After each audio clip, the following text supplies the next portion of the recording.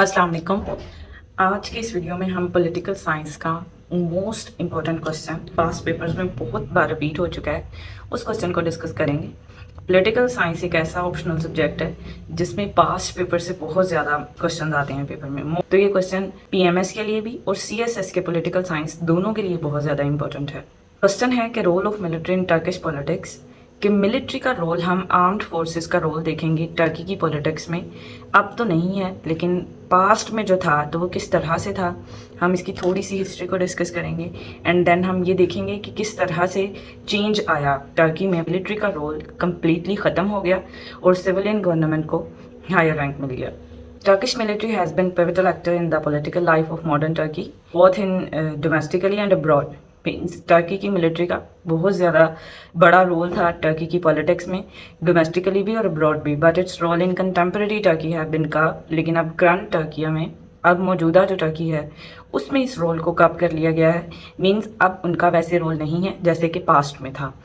अब कैसे इनका रोल, किस तरह से क्या चेंजिंग्स आई टर्की की मिलिट्री के, टर्की की पॉलिटिक्स में किस तरह से जो इन्वॉल्वमेंट थी उसमें कैसे चेंज आया, तो हम उसको इस हेडिंग में देखते हैं कि evolution of role of Turkey military. Military began to rise into prominence after the modern republic was founded by Mustafa Kemal Ataturk 1923 में।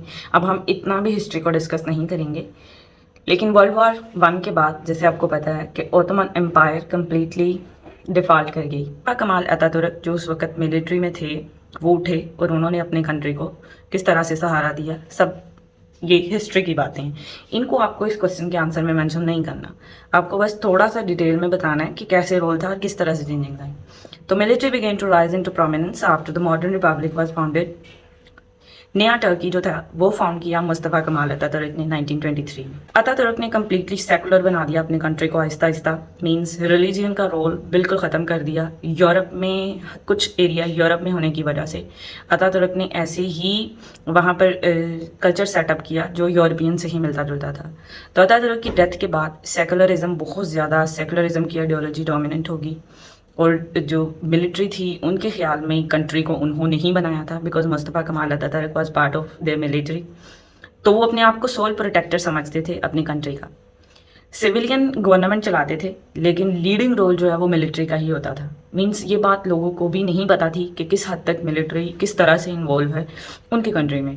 वो मिलिट्री को अपना सब कुछ मानते थे एंड इसी वजह से मिलिट्री की बहुत ज़्यादा पावर थी कंट्री में। तो although civilian reigned the government, military used to play a leading role in forming the country's foreign policy and security policy.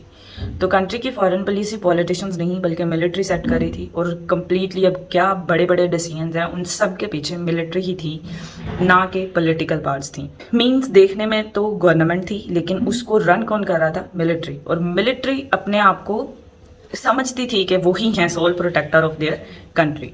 In Turkish political culture state has been seen as, मतलब state को, जैसे तमाम countries में ऐसा ही है कि state represent करती है स्टेबिलिटी को और कंटिन्यूटी को। गवर्नमेंट आती हैं जाती हैं, जो कोई गवर्नमेंट किसी पार्टी की आ जाएगी, कभी किसी की आ जाएगी। स्टेट एक कांस्टेंट चीज़ है, गवर्नमेंट्स फ्लक्चुएट होती रहती हैं इनकी पोलिटिकल पावर। तो मिलिट्री रिप्रेजेंट कर रही थी अपने आप को as a state, right. Turkey में मिलिट्री अपने आप को रिप्रेजेंट करी थी एज अ स्टेट, और टर्किश सोसाइटी भी इसको मानती थी कि हाँ, गारंटी जो स्टेबिलिटी किया है हमारी स्टेट के लिए वो हमारी मिलिट्री ही है। मींस वैसे तो मिलिट्री का काम डिफेंस होता है, सिक्योरिटी होता है अपनी कंट्री की, उसके अलावा मिलिट्री का पॉलिटिक्स में कोई रोल नहीं होता एक डेमोक्रेटिक कंट्री में। बट टर्की में ऐसा नहीं था, मिलिट्री रिप्रेजेंट करी थी खुद को एज अ स्टेट, और टर्किश सोसाइटी, वहाँ के सब लोग, पॉपुलेशन, गवर्नमेंट्स भी इतनी पावरफुल नहीं थी कि वो कुछ एक्शन ले सकें इसके अगेंस्ट।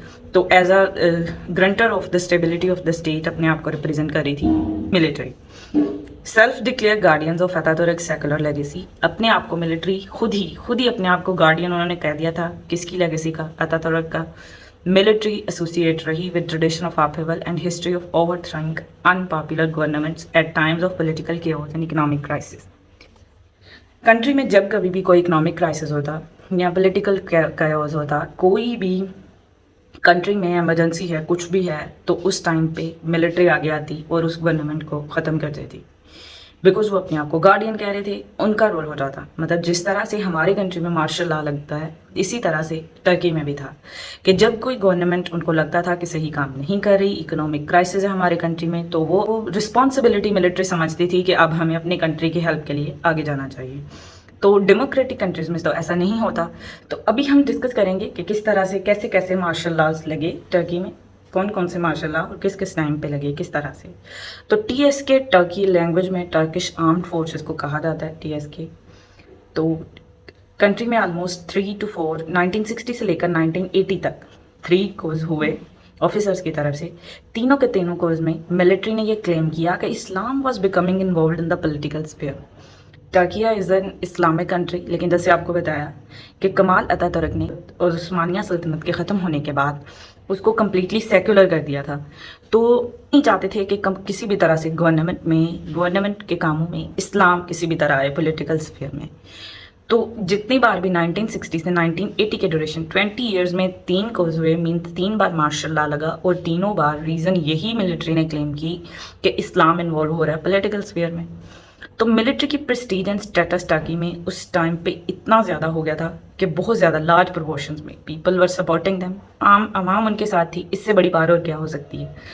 तो rather than being part of politics, military has positioned itself outside above the civilian government. वो अपने आप को पॉलिटिक्स का पार्ट नहीं कहते थे, बल्कि वो अपने आप को पॉलिटिक्स से अबव समझते थे।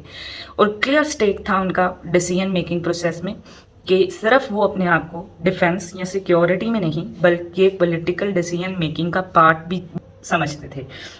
And they were part of decision making process. Türkiye में जितने भी डिसीजंस होते थे, without army, without Turkish armed forces, उनको ऐसा नहीं मिलता था। आर्मी का काम तो डिफेंस पॉलिसी बनाना होता है, लेकिन टर्की में आर्मी सिर्फ डिफेंस पॉलिसी नहीं बल्कि सिविलियन गवर्नमेंट को भी इफेक्ट कर रही थी।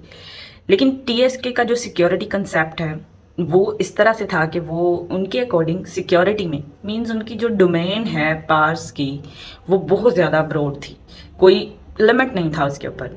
तो टीएसके जो उनकी आर्म्ड फोर्सेस थी, वो सिर्फ डिफेंस को ही अपना काम, अपनी रिस्पॉन्सिबिलिटी नहीं समझती थी, बल्कि कमाल अतातुर्क के न्यू टर्किया बनाने के बाद वो अपने कंट्री के इंटरनल एक्सटर्नल अफेयर्स सबको हर तरह से अपनी ही रिस्पॉन्सिबिलिटी समझते थे उसको टैकल करना।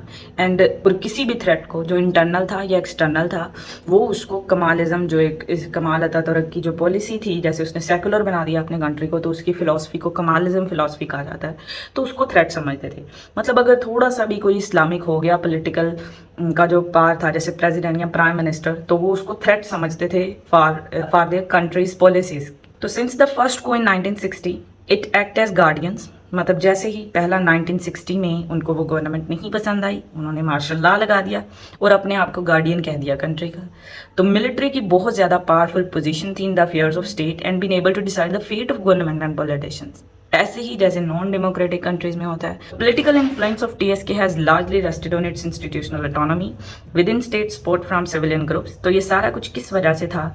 एक तो ये कि उनके इंस्टीट्यूशनल की ऑटोनॉमी, मतलब जो आर्म्ड फोर्सेस का इंस्टीट्यूशन था उसके पास पावर्स बहुत ज़्यादा थी, और उसके अलावा सिविलियन ग्रुप्स मतलब पॉपुलेशन से उनको सपोर्ट बहुत ज़्यादा हासिल थी। Turkish protocol the chief of defence has ranked as number 3 below the president and prime minister but above the minister of defence. Minister of defence जो है वो पोलिटिकल मिनिस्टर होता है, जैसे हमारे कंट्री में भी मिनिस्टर ऑफ डिफेंस है, तो वो पोलिटिकल एडमिनिस्ट्रेटर होता है। लेकिन चीफ ऑफ डिफेंस की पावर जो थी वो मिनिस्टर ऑफ डिफेंस से भी ज़्यादा थी। Chief of defence reporting direct जाके प्राइम मिनिस्टर को करता था, इसकी बजाय कि वो मिनिस्टर ऑफ डिफेंस को करे। तो Turkish general has perform some task as defence policy, strategy, planning, हर तरह से वो काम कर रहे थे। मतलब हर इंस्टीट्यूशन का हेड मिलिट्री मैन ही था कोई ना कोई। So competence in defence matters concentrate होगी मिलिट्री ऑर्गेनाइजेशन में कि अब डिफेंस का कोई काम पॉलिटिकली नहीं किया जाएगा। पॉलिटिक्स किसी भी तरह से उनमें इन्वॉल्व नहीं थी। जिस तरह से एडमिनिस्ट्रेटिव हेड है, मतलब हर हमारे कंट्री में जितनी भी मिनिस्ट्रीज हैं उनके 2 हेड होते हैं, एक पॉलिटिकल हेड और एक एडमिनिस्ट्रेटिव हेड। तो टर्किया में भी ऐसे ही था। लेकिन टर्की में ज़्यादा से ज़्यादा प्रेफरेंस जो है वो चीफ ऑफ डिफेंस को दी जाती थी, इसकी बजाय कि मिनिस्ट्री ऑफ नेशनल डिफेंस या फिर ब्यूरोक्रेसी को दी जाए। डिफेंस में मिनिस्ट्री ऑफ नेशनल डिफेंस और ब्यूरोक्रेसी की किसी भी तरह से कंसेंट या उनको कोई भी पावर हासिल नहीं थी, बल्कि सारा का सारा जो पावर है वो कंसंट्रेटेड थी किसके पास? मिलिट्री ऑर्गेनाइजेशन के पास। अब हम देखेंगे काजेस कि क्यों इतनी पावरफुल थी मिलिट्री। फर्स्ट तो काज ये था कि इस इंस्टीट्यूशन के पास बहुत ज़्यादा ऑटोनॉमी थी, पार्लियामेंट के पास पावर्स बहुत ज़्यादा कम थी। पार्लियामेंट को इसकी बजाय कि पार्लियामेंट देखे मिलिट्री को, बल्कि मिलिट्री ओवरसाइट करती थी पार्लियामेंट की हर लेजिस्लेशन को। जो लेजिस्लेशन नहीं पसंद आ रही मिलिट्री उसको कैंसिल कर देगी। तो historically judiciary, bureaucracy, academic, media, private business sector, तमाम लोग टर्किश आर्म्ड फोर्सेस को सपोर्ट करते थे, उनके किसी भी डिसीजन को वो वेलकम करते थे। इसका मतलब ये नहीं कि टीएसके किसी एक पार्टी के साथ था, मतलब एक पार्टी को सपोर्ट कर रहा है और उसी को बार बार लेके आ रहा है इक़्तिदार में। ऐसा नहीं था। जो पार्टी उनकी बात मान रही थी उसको वो इक़्तिदार में ले आते थे, वरना जो पार्टी उनके अकॉर्डिंग नहीं होती थी उसको ये कह के कि ये इस्लाम को इन्वॉल्व कर रहे हैं स्टेट के अफेयर्स में, तो general rather have change civilian allies according to their own goal and purposes. तो जो बड़े जनरल्स थे वो अपने खुद के गोल और अपने पर्पस के अकॉर्डिंग जो है सिविलियन गवर्नमेंट को चेंज करते जा रहे थे। Next is Turkish armed forces और पॉपुलेशन की सपोर्ट क्या थी उनके लिए। मिलिट्री की बहुत बड़ी स्टैंडिंग थी in Turkish population. In until the 2000s it was rare to hear और see any open criticism on the TSK. Turkish armed forces पे कोई भी क्रिटिसिज्म भी नहीं करता था, अवाम उनकी दिल से रिस्पेक्ट करती थी and everyone was with them. तो previously military has been the most trusted institution in Turkey. Turkey में सबसे ज़्यादा जिस इंस्टीट्यूशन पर पीपल रिलाई करते थे वो मिलिट्री ही था। Scoring much better in opinion polls में, रेफरेंडम्स में, सिविल पॉलिटिकल ऑर्गेनाइजेशंस में, हर तरह से लोग उनको सपोर्ट करते थे। मिलिट्री की इंटरवेंशंस को पॉलिटिक्स में, यानी पॉलिटिक्स में मिलिट्री की जो भी इंटरवेंशन होती थी, जो वो चाहते थे जैसा हो, जैसे वो चाहते उसमें इंटरवेंन करें, उसको एक्सेप्ट किया जाता था by the population as a necessity in times of national crisis. कि हाँ, मिलिट्री उनको जिस तरह सा पॉइंट ऑफ व्यू बताती थी कि कैसे नेशनल क्राइसिस चल रहा है और हमारा इंटरवेन करना बहुत ज़्यादा ज़रूरी है, अवाम उसको एक्सेप्ट करते थे। तो सो उनको किसी भी किस्म की क्रिटिसिज्म किसी भी तरफ से नहीं मिलती थी, ना तो मीडिया की तरफ से और ना ही लोगों की तरफ से। 1960, 1971 और 1980 जैसे बताया 3 कोर्स हुए, 3 मार्शल लॉज लगे, मिलिट्री ने इंटरवेन किया, गवर्नमेंट को चेंज कर दिया। हर इंटरवेंशन के बाद मिलिट्री लीडरशिप उससे पहले ज़्यादा स्ट्रेंथन हो जाती थी, बिकॉज मार्शल लॉ लगाया, अपने अकॉर्डिंग चेंजिंग्स की कॉन्स्टिट्यूशन में खुद को और ज़्यादा पावरफुल बनाया और नेक्स्ट न्यू पॉलिटिकल गवर्नमेंट लिया फॉर डेमोक्रेसी। तो ये एक जुडिशियल सिस्टम पर भी उनका इफेक्ट था और पॉलिटिकल सिस्टम पर भी, दोनों में उन्होंने इतनी ज़्यादा अमेंडमेंट्स करके अपनी बार ज़्यादा बना दी। 1971 से लेकर onward TSK became a de facto veto power in political system decision making. कि पॉलिटिकल सिस्टम का भी कोई डिसीजन मेकिंग होगा तो डी फैक्टो वीटो पावर, कुछ भी कहीं वो वीटो करे अगर मिलिट्री के नहीं ये लेजिस्लेशन नहीं होगी तो वो नहीं होगी किसी भी तरह से, कोई उनके अगेंस्ट नहीं हो सकता, ना ही पार्लियामेंट और ना ही जुडिशरी। 1982 में कॉन्स्टिट्यूशन और अदर लॉज पास हुए during the military rule. Military rule था 1980 से 1983 तक। रोल टीएसके का वीटो पावर के तौर पर हो गया। Through it's dominance of national security council, military leadership could in practice instruct the civilian government and overrule it's decision. कि वो इंस्ट्रक्शन दे सकती है सिविलियन गवर्नमेंट को कि ऐसे नहीं, आपको ऐसे करना है, और अगर वो डिसीजन करते हैं तो उसको ओवररूल कर सकती है। इतनी ज़्यादा पावर हो गई उनके पास 1982 के, मतलब हर आफ्टर एवरी मार्शल लॉ वो एक नई स्ट्रेंथ के साथ अपीयर हुए। हमने देखा कि किस तरह से एवोल्यूशन हुई टर्की की आर्म्ड फोर्सेस की in political system of Turkey. Change कब आया ये अब हम स्टडी करेंगे। It was around the year 2000 that civil military relations begin to change होना शुरू हो गए। This development has gone through 3 main stages. अब किस तरह से चेंज हुए और क्या क्या चेंजिंग्स आई, सीक्वेंस वाइज स्टडी करेंगे। देखिए, फर्स्ट हुए इंस्टीट्यूशनल रिफॉर्म्स। जैसे आपको बताया कि प्रीवियस पेजेस पे कि इंस्टीट्यूशनल ऑटोनॉमी बहुत ज़्यादा थी मिलिट्री के पास। तो पहली स्टेज में इंस्टीट्यूशनल रिफॉर्म्स की गई 1000 में, which remove the military from formal positions in government decision making. पहला काम ये किया गया कि अब गवर्नमेंट कुछ भी डिसीजन करेगी तो उसको फॉर्मल पोजीशन से रिमूव कर दिया जाएगा। अब आप ये सोचेंगे कि ये काम पहले क्यों नहीं किया गया, इंस्टीट्यूशनल रिफॉर्म्स को 2000 में ही क्यों किया गया, अगर गवर्नमेंट ये कर सकती थी तो उसने पहले क्यों नहीं किया। तो इसकी रीज़न हम नेक्स्ट जब इंस्टीट्यूशनल रिफॉर्म्स को लार्जली डिस्कस करेंगे हम उसमें देखेंगे कि किस तरह से मिलिट्री ने खुद ही अपनी पार्ट्स को रिड्यूस किया और किस वजह से किया, उसको भी हम डिस्कस करेंगे। Next was sledge hammer and Ergenekon case. ये एक लीगल प्रोसेस था जो 2008 और 2010 में स्टार्ट हुआ, जिसने डिसक्रेडिट कर दिया और पैसिफाई कर दिया मिलिट्री को as a factor in Turkish politics कि अब टर्किश की पॉलिटिक्स में किसी भी तरह से मिलिट्री का कोई भी रोल नहीं होगा। इसकी पूरी डिटेल को अब हम इस वीडियो में डिस्कस नहीं कर सकते, लेकिन आप इसको मेंशन कर सकते हैं अपने पेपर में कि किस तरह से ये एक लीगल प्रोसेस था जो स्टार्ट हुआ। अगर आपको इसकी ज़्यादा अंडरस्टैंडिंग चाहिए तो इसके लिए आप गूगल पे सर्च करें, तो आपको अच्छे से इसको अंडरस्टैंडिंग हो जाएगी। अभी यहाँ पर हमारा वीडियो बहुत ज़्यादा लेंथी हो जाएगी अगर हम इसको डिटेल में डिस्कस करेंगे। तो ये लीगल प्रोसेसिंग थी against military from the political powers कि पॉलिटिक्स सिविलियन गवर्नमेंट की तरफ से ये केसेस चलाए गए अगेंस्ट मिलिट्री मैन्स स्लेजहैमर एंड एर्गनकन, और इसने फिर डिसक्रेडिटेड कर दिया और पैसिफाई कर दिया मिलिट्री को कि वो टर्किश पॉलिटिक्स में अब कोई भी रोल प्ले नहीं करेंगे। थर्ड फैक्टर वो 15 जुलाई 2016 का को अटैम्प्ट, थर्ड और प्रोविजनली लास्ट स्टेज थी को अटैम्प्ट की, which increased civilian government control and oversight and completely curb the role of military in Turkish politics. ये हुआ तैयब अर्दोआन के दौर में कि जब अवाम लोग निकल आए for the sake of their president, और उन्होंने किस तरह से कम्प्लीटली मिलिट्री का रोल अपनी पॉलिटिक्स में खुद ही ख़त्म कर दिया। नेक्स्ट जैसे हमने देखा कि 3 मेन स्टेजेस में हुआ ये काम। First is institutional reforms. तो अब ये हम देखेंगे कि कैसे मिलिट्री का रोल, उनकी पोजीशंस डिसीजन मेकिंग से ख़त्म हुई। यूरोप की ऑर्गेनाइजेशन है यूरोपियन यूनियन। टर्की चाहता था, टर्की की मिलिट्री चाहती थी कि यूरोपियन यूनियन की मेंबरशिप मिले। इस मेंबरशिप की खातिर उन्होंने खुद ही पॉलिटिकल रिफॉर्म्स की, क्योंकि ईयू के अकॉर्डिंग आपके कंट्री में सिविलियन सुप्रीमेसी होनी चाहिए और आपकी डेमोक्रेसी मजबूत होनी चाहिए, तभी आपको यूरोपियन यूनियन की मिलेगी मेंबरशिप। इस मेंबरशिप की खातिर टर्की ने TSK टर्किश आर्म्ड फोर्सेस ने खुद ही की कुछ रिफॉर्म्स, और जिसकी वजह से टर्की मिलिट्री का जो पावर है वो कमज़ोर हो गई। किस लिए कि उनको चाहिए थे EU membership necessary for strong economy. तो for AKP was the political party at that time, EU criteria became an important tool for reducing the political influence of the military. तो ये जो कहा यूरोपियन यूनियन ने जो criteria दिया कि क्या करें, अपने कंट्री में मिलिट्री की ओवरसाइट को कम करें, तो मिलिट्री ने खुद ही उस पावर को कम किया। मिलिट्री मैंस ने वो डिसीजंस दिए, हाँ उन पर हामी भरी कि हाँ ठीक है, आप इसको पॉलिटिकल गवर्नमेंट की जो इम्पोर्टेंट फॉर्मल पोजीशंस हैं उनके डिसीजन मेकिंग से आप मिलिट्री मैंस को हटा दें। जब हटा दिया गया तो ये चीज़, इससे उस वक़्त की पॉलिटिकल पार्टी ने फ़ायदा उठाया और पॉलिटिकल इन्फ्लुएंस जो मिलिट्री का है उसको क्या कर दिया, कम कर दिया। इस तरह नेक्स्ट जो और इंस्टीट्यूशनल रिफॉर्म हुआ वो थी जुडिशियल रिफॉर्म्स। जैसे हमने लास्ट पेजेस पे देखा कि किस तरह से जुडिशरी भी कम्प्लीटली किनके हाथ में थे, मिलिट्री की थी। तो ये इनैक्ट हुए 2006 और 2010 में। ये इम्पॉसिबल बना दिया गया सिविलियंस को कि उनका ट्रायल किया जाए मिलिट्री कोर्ट्स में, राइट। कि जैसे हमने अब मिलिट्री कोर्ट्स बनाई थी आफ्टर APS अटैक जो हुआ, उसके बाद मिलिट्री कोर्ट्स बनी, मिलिट्री कोर्ट्स में ट्रायल होते हैं। तो ये उससे पहले टर्की में भी ऐसा ही था, बट 2006 और 2010 में जुडिशरी ने ये कह दिया कि आम सिविलियन का ट्रायल नहीं होगा मिलिट्री कोर्ट्स में, but it impossible to try military officers in civilian courts of law. बल्कि उन्होंने कहा ये पॉसिबल बनाया कि मिलिट्री ऑफिसर्स का ही ट्रायल सिविलियन कोर्ट्स में भी होगा, दूसरी कोर्ट्स में। मतलब मिलिट्री को उन्होंने अब अपने आगे आंसरेबल बनाया। 2012 में over half of all Turkish admirers and 1 in 10 generals found themselves behind the bars.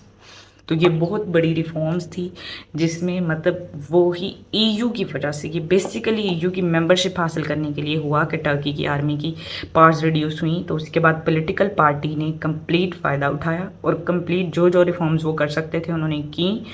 और फिर इसी की वजह से 2012 में वही मिलिट्री जिस पे पहले किसी भी तरह के क्राइम पे कोई पूछगिछ नहीं होती थी, अब वही आंसरेबल थी to the judiciary, to the parliament. उसके बाद एर्गनकन और स्लेजहैमर इन्होंने भी वीकन कर दिया TSK की पोजीशन को और साथ साथ सिविलियन गवर्नमेंट को पावरफुल कर दिया।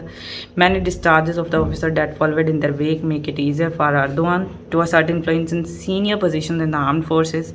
इस एर्गनकन और स्लेजहैमर केस की वजह से तैयब अर्दोआन यानी पॉलिटिकल इन्फ्लुएंस ज़्यादा हो गया ऑन आर्म्ड फोर्सेस, कि अब जितनी भी सीनियर प्रमोशंस और जो कुछ भी होगा आर्म्ड फोर्सेस में अर्दोआन के एसेंस से होगा। Resignation of Chief of Defense General Isaac Kushner in August 2011 became an important symbolic victory for Erdogan। तो उसने डिस्कस किया कि किस तरह से एवोल्यूशन हुई टर्किश मिलिट्री की in the political system of Turkey, और उसके बाद हमने देखा कि कैसे चेंज आया, ईयर्स ऑफ चेंज कैसे आए, उसके 3 हमने इंपॉर्टेंट पॉइंट्स पढ़े। तो अभी हम इम्पोर्टेंट वही की पॉइंट्स देखेंगे कि मिलिट्री वीक किस तरह से हुई इन टर्किश पॉलिटिक्स। फर्स्ट तो ये था कि पॉलिटिकल और सोसाइटल सपोर्ट जो पॉपुलेशन की थी वो ख़त्म हो गई for the military. Political stability, economic growth ने पॉपुलैरिटी ज़्यादा इंक्रीज़ कर दी तैयब अर्दोगान की। रिलीजियस कंजर्वेटिव एलीट ग्रुप्स की जो प्रोमिनेंस है वो इंक्रीज़ हो गई, किस में? गवर्नमेंट इंस्टीट्यूशंस में। किन गवर्नमेंट इंस्टीट्यूशंस में? ब्यूरोक्रेसी में, एजुकेशन में, बिजनेस में, मीडिया में। जो रिलीजियस कंजर्वेटिव एलीट ग्रुप थे इन्होंने डिप्राइव कर दिया मिलिट्री को many of it's farmer allies in state and society, कि वही लोग जो पहले मिलिट्री को सपोर्ट कर रहे थे अब वो रिलीजियस कंजर्वेटिव एलीट ग्रुप्स को सपोर्ट कर रहे थे। Talks were opposed to military interventions in politics, change in public opinion. Now, the most important thing in political science, public opinion change हो गया completely. वही लोग जो पहले सपोर्ट कर रहे थे मिलिट्री की इंटरवेंशंस को अब वही इसके अगेंस्ट हो गए। It was more about demilitarization of politics than civilization of civil military ties. ये ऐसे नहीं था कि सिविल और मिलिट्री टाइज को इंक्रीज़ किया गया था, बल्कि ये डीमिलिटराइजेशन की गई थी किसकी? टर्किश पॉलिटिक्स की। Even if the military was weakened as a political factor, it was still not fully subjected to civilian control and oversight. लेकिन अभी भी इतनी पावरफुल नहीं हुआ था सारा कुछ। फॉर एग्जाम्पल, अभी तक टर्किश आर्म्ड फोर्सेस की हाई डिग्री ऑफ ऑटोनॉमी थी in education, management of personnels, peace time force deployment and the allocation of budgetary resources का सारा काम अभी भी मिलिट्री के पास था। लेकिन उनको पॉलिटिक्स में जो है उनकी पावर को कम्प्लीटली कर्व कर लिया। एप्लीकेशन ऑफ द को पार्लियामेंट्री से strong presidential system of government में चेंज हो गया Turkey. Chain of command at the top has been change, जो कमांड टॉप पे थी वो चेंज होगी। जो चीफ ऑफ डिफेंस है वो अब अपॉइंट करेगा प्रेसिडेंट, पहले ऐसा नहीं था, मिलिट्री के पास ये सारी पावर थी। और general staff will be attach to ministry of national defence, जैसे पीछे हमने डिस्कस किया कि मिनिस्ट्री ऑफ नेशनल डिफेंस यानी पॉलिटिक्स के पास कोई पावर ही नहीं थी, सारा का सारा चीफ ऑफ डिफेंस ही कर रहा था। तो इसके लिए जो है वो नेशनल डिफेंस को पावर्स दे दी गई और PM का ऑफिस ख़त्म कर दिया गया। President will be able to give orders directly to commanders of Turkey, land, air and sea forces without having to go through any other officer or authority। कि सारी मोस्टली पावर्स किसके पास आ गई? President के पास। अब प्रेसिडेंट हर तरह की command कर सकते हैं to target land, air, sea forces को किसी और के कंसेंट के बगैर ही। सुप्रीम मिलिट्री काउंसिल भी रिसीव्ड हो गई many of its previous functions, उसको और उसके फंक्शंस दे दिए गए। Major decision concerning the armed forces के किस तरह से आर्म्ड फोर्सेस को टैकल करना है। उसके अलावा promotions, assignment of colonels and generals to the president, मतलब ज़्यादा से ज़्यादा पावर्स मिल गई पार्लियामेंट को और प्रेसिडेंट को, ज़्यादा से ज़्यादा पावर्स मिल गई प्रेसिडेंट को। और मिलिट्री की जो इंटरवेंशन है वो ख़त्म होगी। A new board of security and foreign policy, one of the 9 consultative bodies attach to the presidency, और सारी की सारी अब अकॉर्डिंग टू सिक्योरिटी और फॉरेन पॉलिसी पे जो भी होगी वो सारी कंसल्टेशन प्रेसिडेंट के बाद ही फाइनलाइज होगी, उस पर अब मिलिट्री कुछ नहीं कर सकती। तो ये थे कुछ चेंजिंग्स जो को के बाद किए गए, जिसमें प्रेसिडेंट को पावर मिल गई और मिलिट्री की इंटरवेंशन कम्प्लीटली गवर्नमेंट से ख़त्म हो गई, और तब से टर्की एक मजबूत डेमोक्रेसी बन गया। नेक्स्ट वीडियो में हम पॉलिटिकल साइंस के किसी और टॉपिक पर बात करेंगे। तब तक के लिए अल्लाह हाफ़िज़।